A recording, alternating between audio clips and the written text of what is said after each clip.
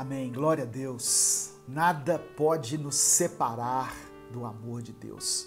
Louvado seja o nome do Senhor. Eu queria compartilhar uma passagem dos evangelhos que está em Lucas, capítulo 7, do verso 36 ao verso 50, que fala de uma mulher que ousou se aproximar de Jesus, apesar de ser uma pecadora, e o adorou de uma forma extraordinária. E Jesus disse que onde o evangelho fosse pregado, essa mulher seria mencionada por causa dessa atitude dela. O texto está em Lucas capítulo 7, do verso 36 ao verso 50, e eu quero ler junto com você. Amém? Abra sua Bíblia e vamos juntos fazer uma reflexão aqui nessa passagem tão linda, tão maravilhosa, que é inspiradora. Diz assim: um fariseu convidou Jesus para jantar. Jesus foi até a casa dele e sentou-se para comer. Naquela cidade morava uma mulher de má fama. Ela soube que Jesus estava jantando na casa do fariseu. Então pegou um frasco feito de alabastro, cheio de perfume, e ficou aos pés de Jesus por trás. Ela chorava e as suas lágrimas molhavam os pés dele. Então ela os enxugou com os seus próprios cabelos. Ela beijava os pés de Jesus e derramava o perfume neles. Quando o fariseu viu isso, pensou assim: se este homem fosse de fato um profeta, saberia quem é esta mulher que está tocando nele e a vida de pecado que ela leva. Verso 40, Jesus então disse ao fariseu: Simão, tenho uma coisa para lhe dizer. Fale, mestre, respondeu Simão. Jesus disse: 2 homens tinham uma dívida com um homem que costumava emprestar dinheiro. Um deles devia 500 moedas de prata e o outro 50. Mas nenhum dos dois podia pagar ao homem que havia emprestado. Preste atenção, irmãos. Nenhum dos dois podia pagar aquele homem que havia emprestado dinheiro. Então ele perdoou a dívida de cada um. Qual deles vai estimá-lo mais? Eu acho que é aquele que foi mais perdoado, respondeu Simão. Você está certo, disse Jesus. Então virou-se para a mulher e disse a Simão: você está vendo esta mulher?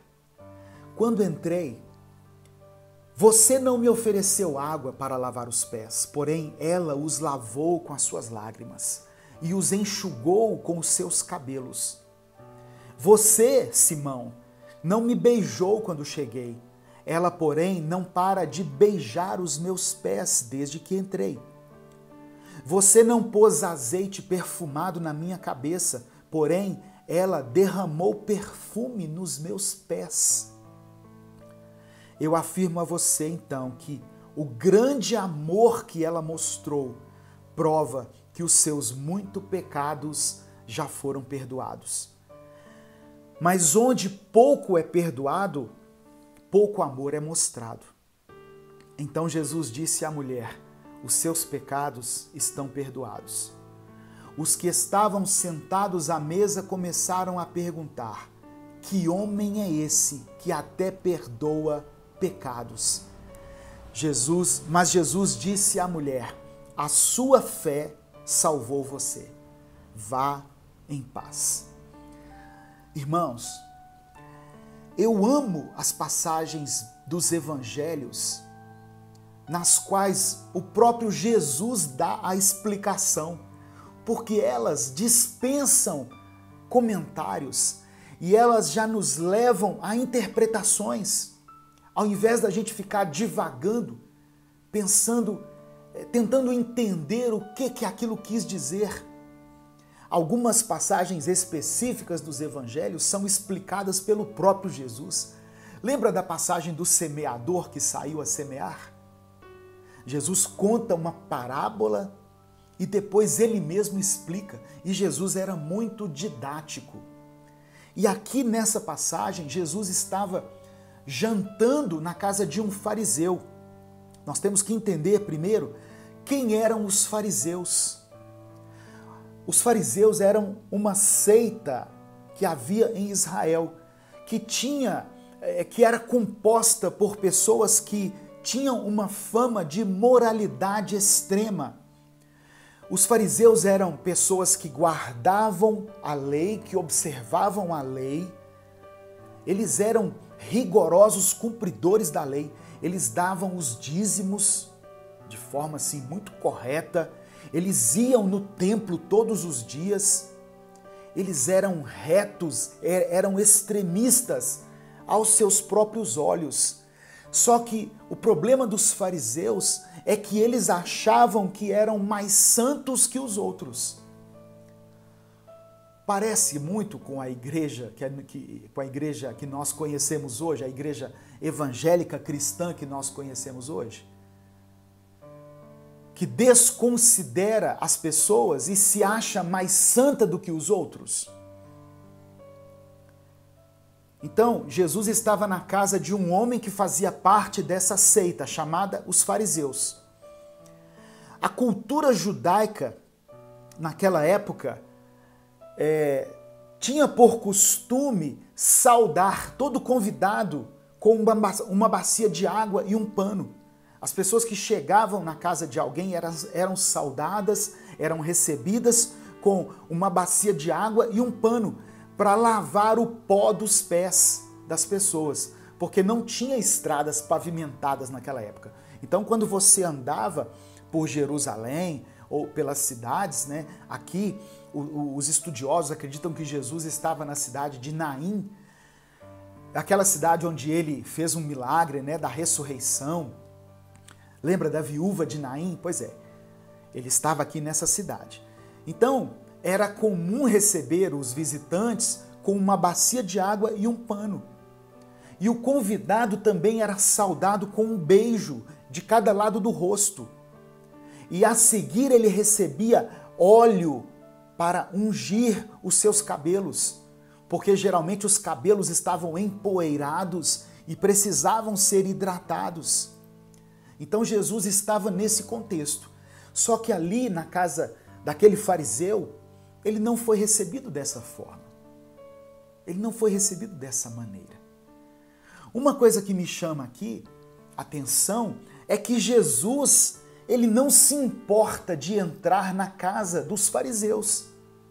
Jesus não se importa de estar na presença dos religiosos. Embora a gente possa concluir, né, através de estudos, que aquele fariseu ele só queria aparecer, porque a presença de Jesus numa casa chamava a atenção. Aquele fariseu ele queria curtidas, ele queria aparecer para as pessoas, ele queria ostentar um culto com uma celebridade que era Jesus naquela época, porque Jesus já tinha vários seguidores. Milhares de pessoas já conheciam Jesus, já tinham presenciado seus milagres. Portanto, onde Jesus parava, aquela coisa virava um evento. Então Simão convida Jesus, mas ele não se dá conta da importância da presença de Jesus na casa dele. Ao invés de valorizar a presença de Jesus, Simão valoriza a presença das pessoas. E Simão valoriza o culto, mas não valoriza a presença de Jesus no culto. Às vezes nós somos assim. Nós damos valor, nós damos importância e crédito ao evento em si. Nós preparamos tudo. Nossa, tem que ter toda uma preparação. Mas esquecemos do principal, que é a presença de Jesus. Nós vamos nas reuniões, nós nos preparamos, vestimos a melhor roupa, pegamos a nossa melhor Bíblia, né, e de preferência uma Bíblia grande, para mostrar às pessoas o quanto nós somos espirituais, nós nos preparamos fisicamente, mas não preparamos o nosso espírito. Essa era a realidade daquele religioso, que era um exímio cumpridor da lei, mas que ao invés de reparar e de valorizar a presença de Jesus, ele passou a observar a atitude das pessoas que estavam ali naquele culto. E principalmente a atitude de uma certa mulher. Então aqui nós temos 3 pessoas nesse culto que nos chamam a atenção. Primeiro, a pessoa de Jesus, que era o Messias, que era o Filho de Deus, que era o próprio Deus. Imagina você receber Jesus na sua casa. Nós temos a presença de Jesus, nós temos a presença de um religioso, um seguidor da lei, alguém que se achava melhor e maior do que as outras pessoas. Mas aí entra em cena uma terceira pessoa, uma mulher. A Bíblia fala uma certa mulher, pecadora. E quando a Bíblia fala pecadora, dá a entender que era uma mulher adúltera. Dá a entender. O texto não fala especificamente assim, mas dá a entender que era uma mulher que vivia em adultério. Então essa mulher entra em cena, ou melhor, ela rouba a cena.